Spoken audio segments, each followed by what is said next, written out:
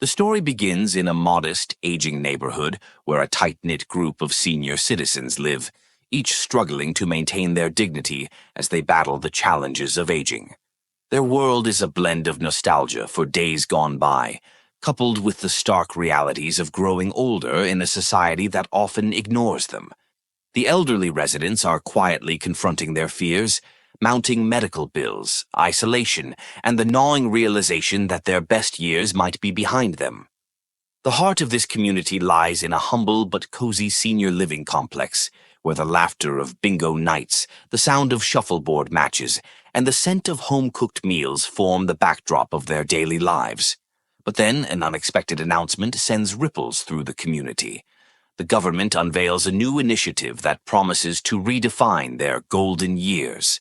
A new program called the Senior Advantage Initiative offers extraordinary benefits to elderly citizens. Free health care that covers everything from surgeries to routine checkups, financial aid to help ease the burden of living expenses, and exclusive access to luxury vacations, destinations once thought to be out of reach for people their age.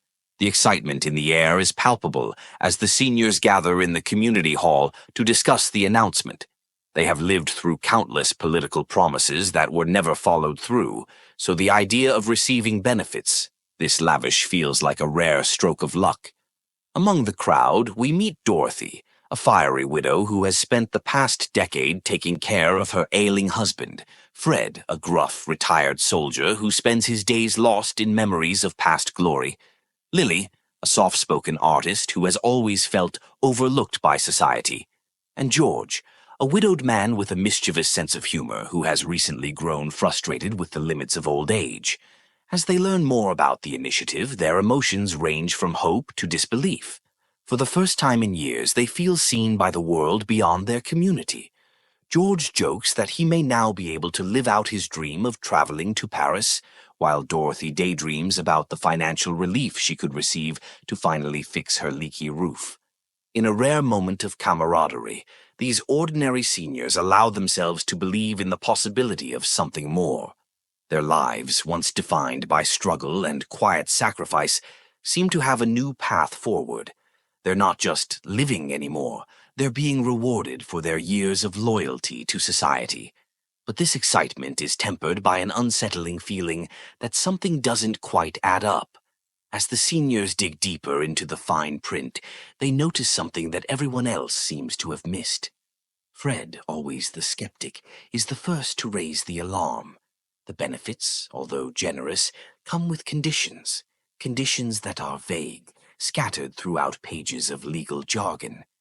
Lily, who has always been perceptive, feels a strange unease when she notices that the program's brochure includes phrases like subject to periodic evaluation, and government reserves the right to modify terms.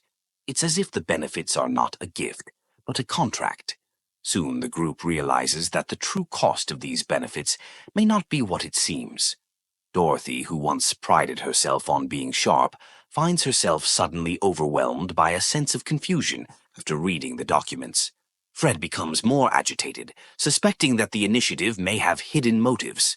The group's shared hope begins to crack, replaced by a creeping suspicion. George, ever the optimist, brushes it off, thinking it's just their old minds jumping to conclusions, but deep down even he feels the weight of the fine print. As the chapter ends, we witness the group in quiet contemplation. Some see the benefits as a chance to reclaim what they've lost in their twilight years, while others worry that this seemingly perfect solution could be the start of something much darker. Dorothy, who has seen her fair share of hardship, is left staring at the government's glossy brochure, wondering whether she's been handed a lifeline or a leash. The excitement of the new benefits program quickly turns into bewilderment and fear as the retirees begin to experience strange, unexplainable changes. What seemed like an ideal solution to their problems begins to feel more like a Pandora's box. At first, the transformation is subtle. Fred, who had always been physically frail due to his years of military service, suddenly feels stronger. He finds himself able to lift objects that once would have strained him. His joints, which had been stiff and painful, now feel limber. Initially, he attributes this newfound vitality to the miraculous healthcare perks provided by the program. But over time, his strength grows unnaturally, and his body feels like it's teetering on the edge of something more. Fred's pride, once tied to his old military toughness, turns into a constant fear that his newfound strength might be the result of something darker, and that the world around him is changing faster than he can control. Meanwhile, Dorothy, who had been hopeful that the program would simply ease her burdens, begins to notice a dramatic improvement in her health. Her chronic pain, which had plagued her for years, vanishes overnight. Her energy levels spike to an almost unnerving degree, and she finds herself unable to sleep, her mind buzzing with an endless stream of thoughts. The medication she used to take seems unnecessary now, but with this strange newfound vigor comes an odd sensation, like her body is no longer her own. At night she experiences strange, fragmented dreams, as though something, or someone, is trying to reach her. Her once peaceful nights have now turned into visions of disjointed imagery, raising questions she has no answers for. Lily, the quiet artist, begins to experience a much more troubling change. She discovers, quite by accident, that she can hear the thoughts of those around her. What starts as a faint whisper in the back of her mind soon grows into a flood of thoughts that she can't escape. At first, it seems like a gift. She overhears the secrets and fears of the people she's lived with for years, but soon the voices become overwhelming. She can no longer separate her own thoughts from those of others.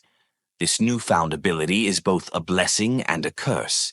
She feels like she's becoming part of a greater network of minds, but she's also afraid of the potential consequences of hearing things she was never meant to know. Meanwhile, George, ever the prankster, is the first to embrace his new abilities with gusto. After taking a few of the free supplements the government provided, he feels a jolt of energy he hasn't felt in years.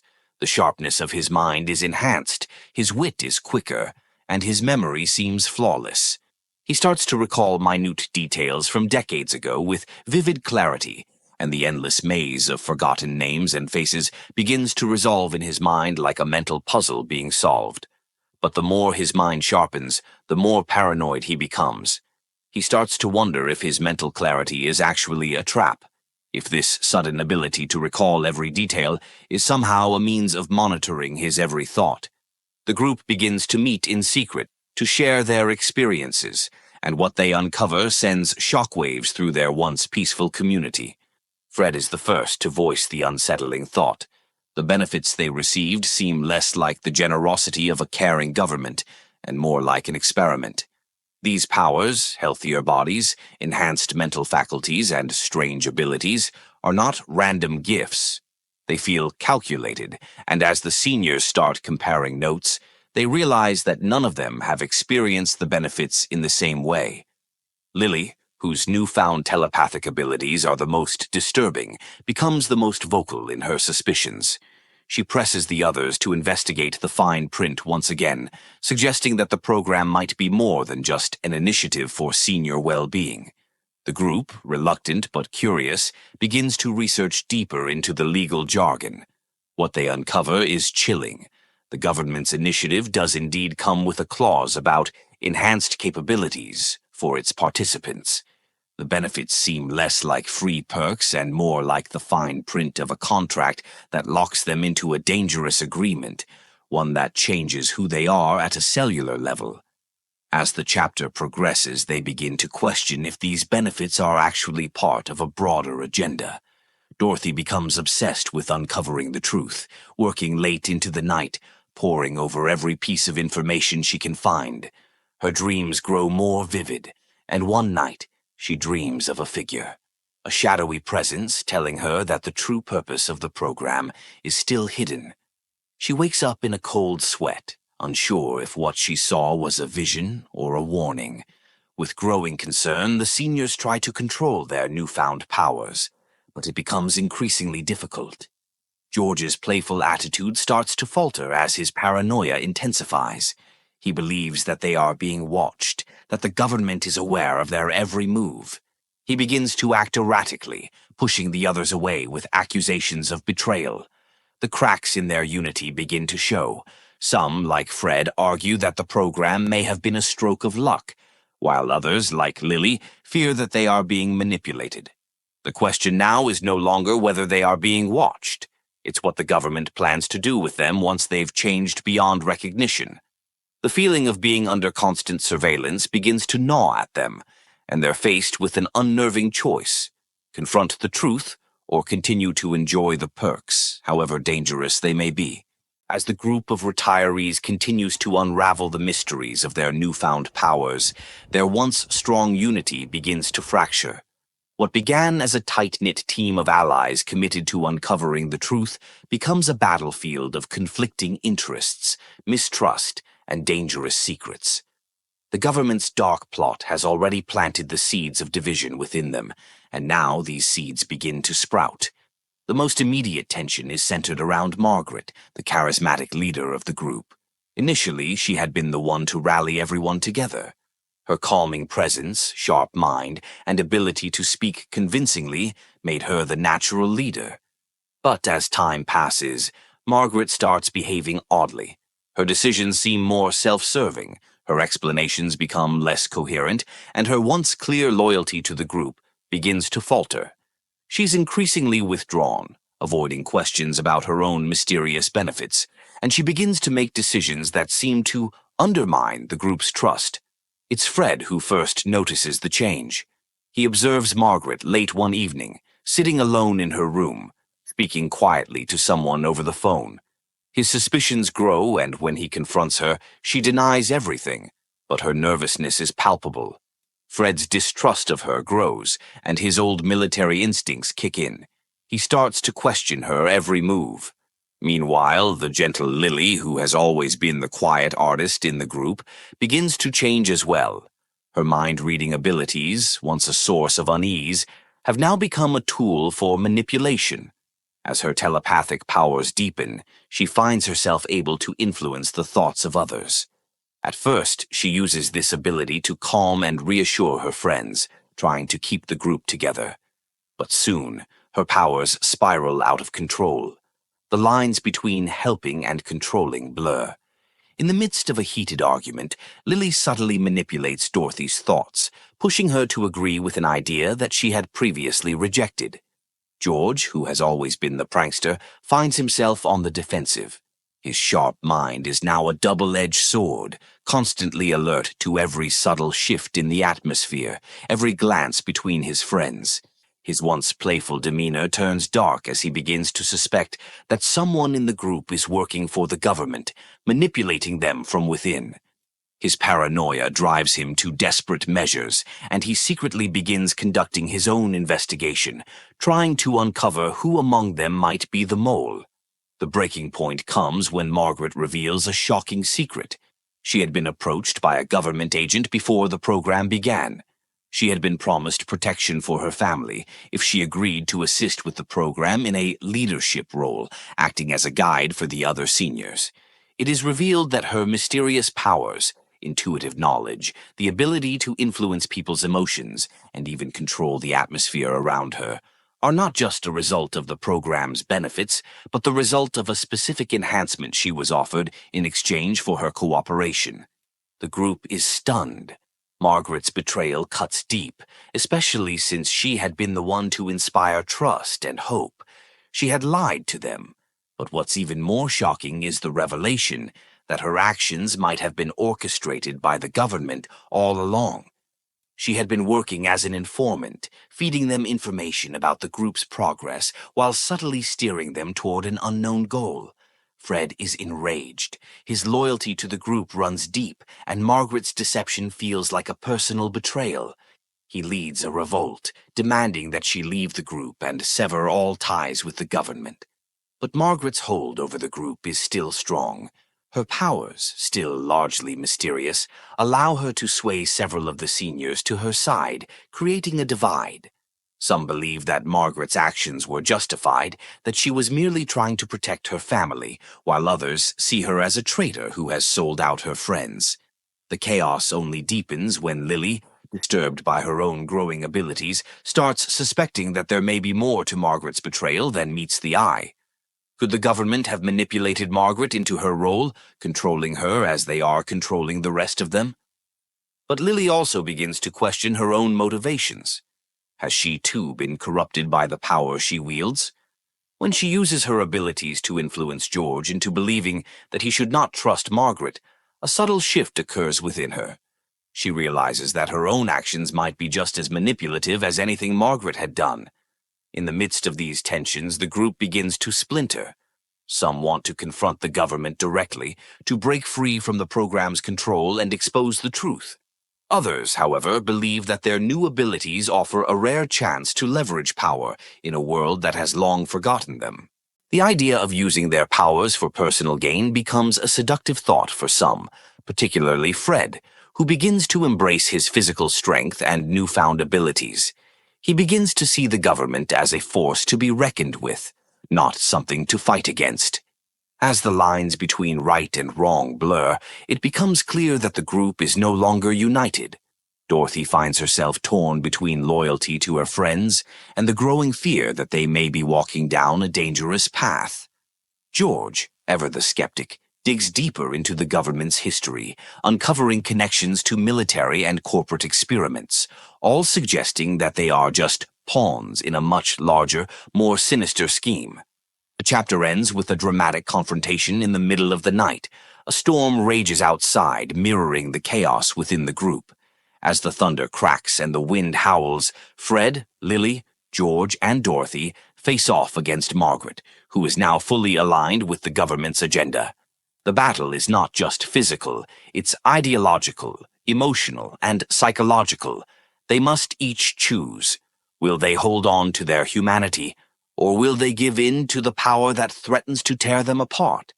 The revelation of Margaret's betrayal sets off a chain reaction, one that pushes the group to the brink of total collapse. With suspicions running high, the seniors become more determined than ever to uncover the truth behind the government's mysterious benefits program. The stakes are no longer just about individual power, they're about survival.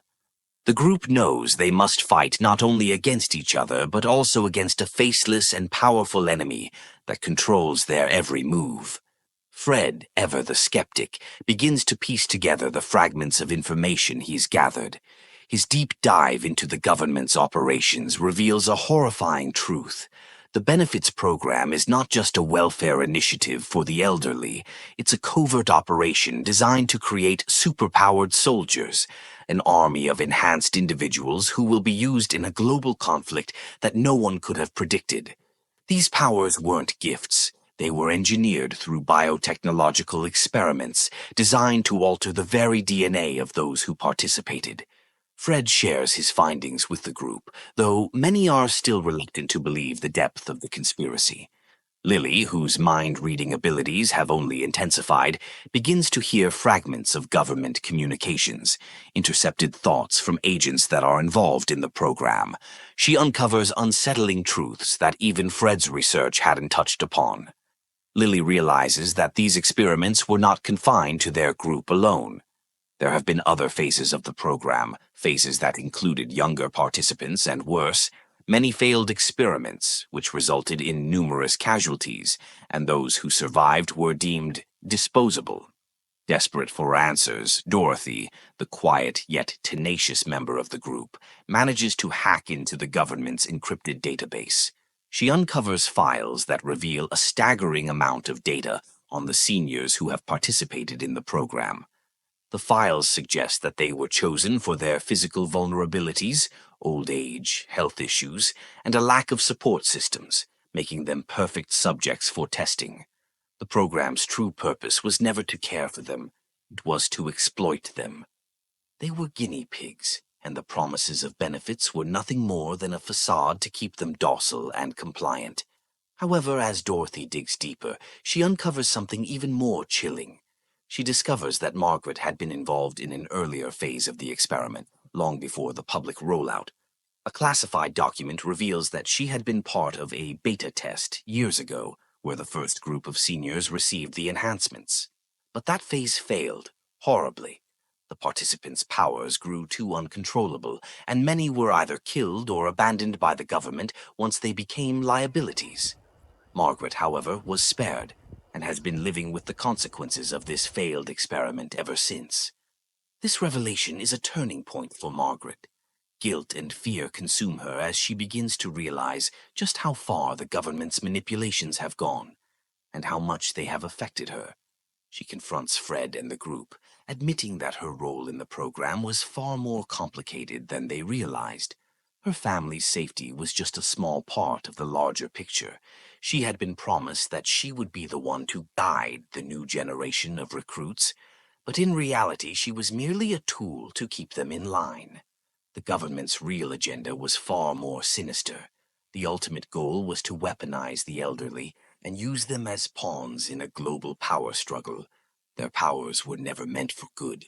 They were meant to be harnessed as part of a larger geopolitical maneuver.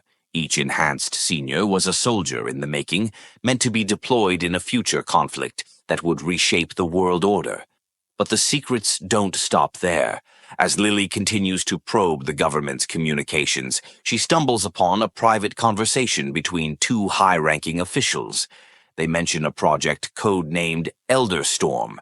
This project, it turns out, has been in the works for years, designed to create an army of senior-powered soldiers who can be deployed anywhere in the world. The final phase of the experiment, where the elderly are fully brainwashed into believing they are part of a noble cause, was supposed to be the key to ensuring their compliance. The more Lily listens, the more she realizes that these officials are aware of their investigation. They know that the seniors are beginning to uncover the truth, and they will stop at nothing to silence them. In a desperate attempt to cover up the growing scandal, the government begins to tighten its grip on the group. Surveillance intensifies. The seniors start noticing unfamiliar faces in their community, strangers who don't belong. These strangers begin appearing at local gatherings, planting misinformation and subtly manipulating the truth. The government's reach is far broader than they had ever imagined. They are being watched, every move being recorded. The group must act quickly. Fred, Lily, and Dorothy lead the charge, hatching a plan to expose the truth to the public. But with every step they take, they're aware of the immense risk they're taking. The government is powerful, and its resources are vast.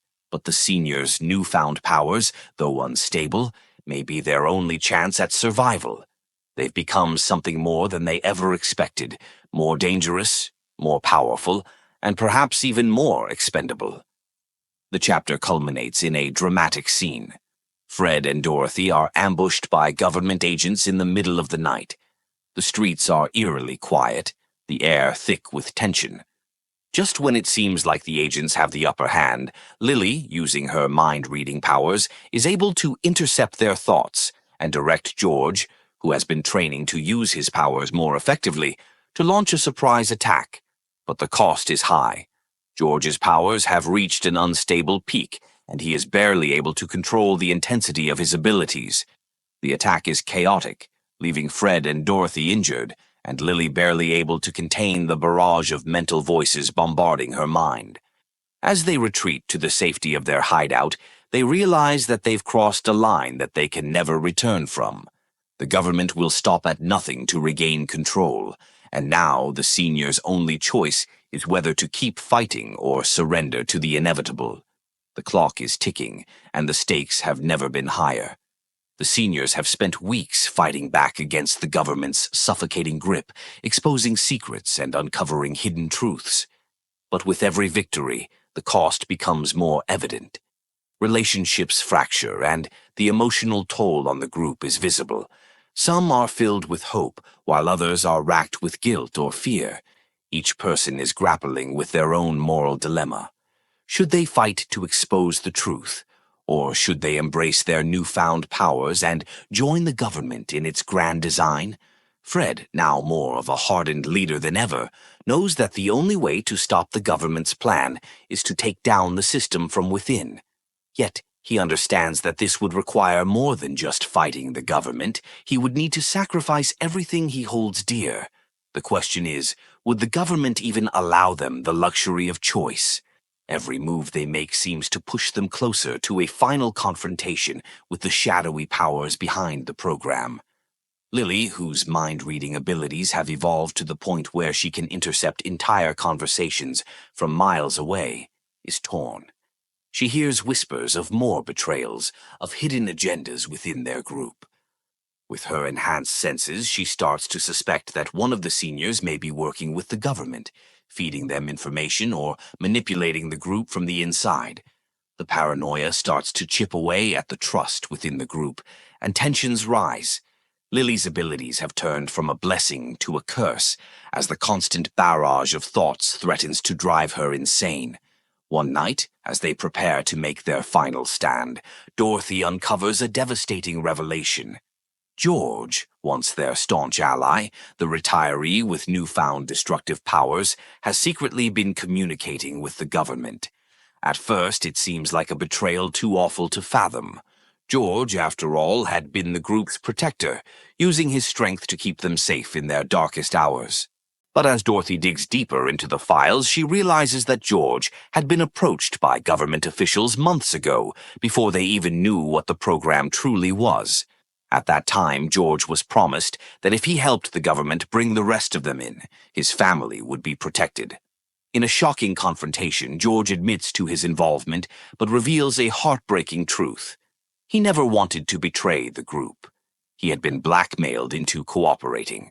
His family had been threatened, and he had believed the only way to protect them was to act as a double agent. Fred feels a deep sense of betrayal, but his years of leadership experience guide him to a harsh realization. The government is powerful enough to break anyone. George's actions, though morally gray, were born of desperation. The group debates whether to accept George's actions and allow him back into the fold, or cast him out, knowing that the battle ahead may be their last. Meanwhile, the group's alliance grows increasingly fractured. Margaret, who has been tormented by her own role in the experiment, finally confesses the full extent of the damage caused by the program. She tells the group that the government isn't just interested in controlling the elderly for global power. They intend to use them as tools for political leverage, coercing governments into submission. The Elderstorm project, far from being an isolated experiment, is part of a larger global initiative designed to create a new world order where the elderly become the key players in a worldwide geopolitical power struggle. This revelation shifts the group's perspective. It's no longer about exposing the government's lies.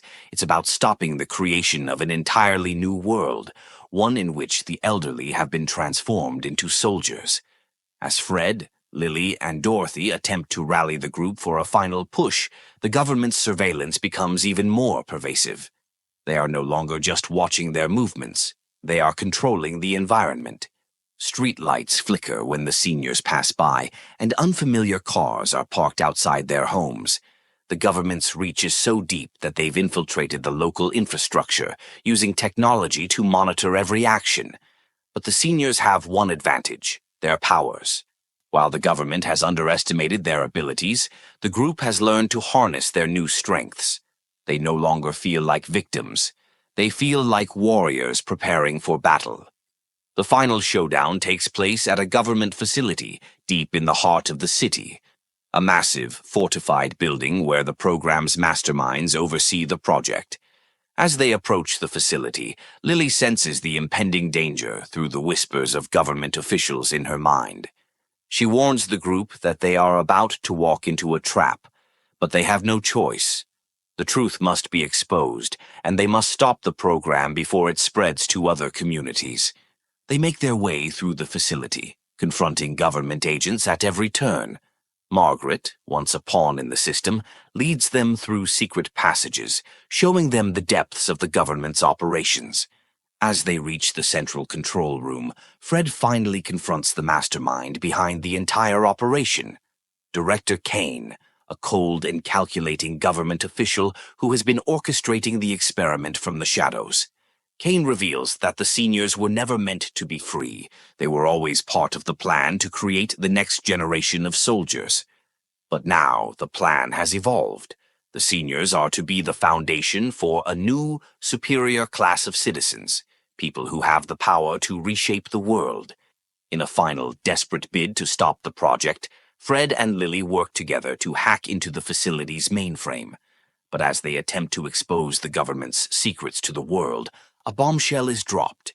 George, the man they had once trusted, activates the facility's defense systems, trapping them inside. It turns out George wasn't working against them. He had been working for Kane all along.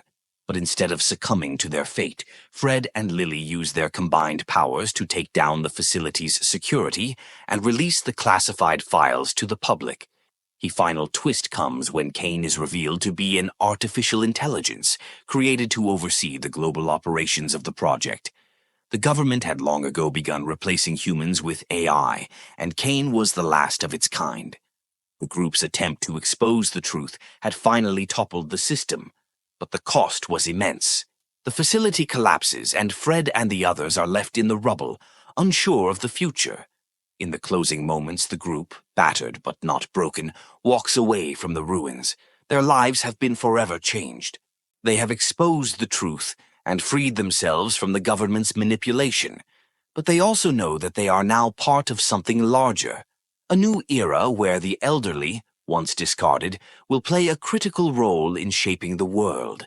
The final shot lingers on their faces, tired but hopeful. They may not know what the future holds, but they are no longer just victims. They are survivors, ready to fight for their dignity and their place in the world.